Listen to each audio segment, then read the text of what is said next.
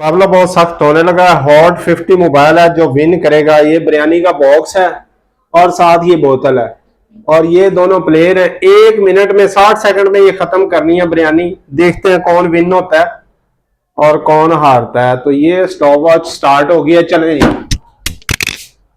आपको 2-3 second extra मिल जाएंगे।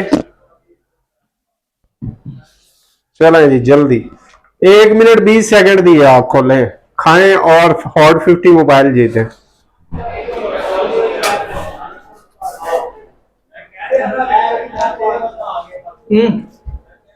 22 second हो गए भाईजान, टाइम बहुत कम रह गया। 1 मिनट 20 सेकंड आपको एक्स्ट्रा दे दिए। कौन विन करता है?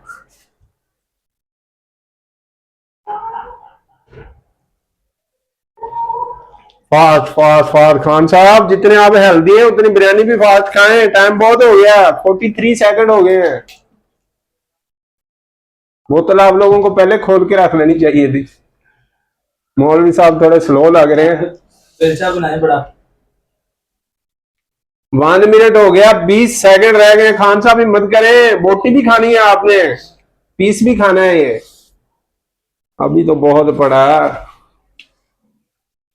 7 सेकंड हो गए, 7 सेकंड, 10, 11, 12, 13, 14, 15। खान साहब की टाइम हो गया जनाब, टाइम हो गया फिनिश। लेकिन आपकी बच गई है, बोटी बच गई है आपकी।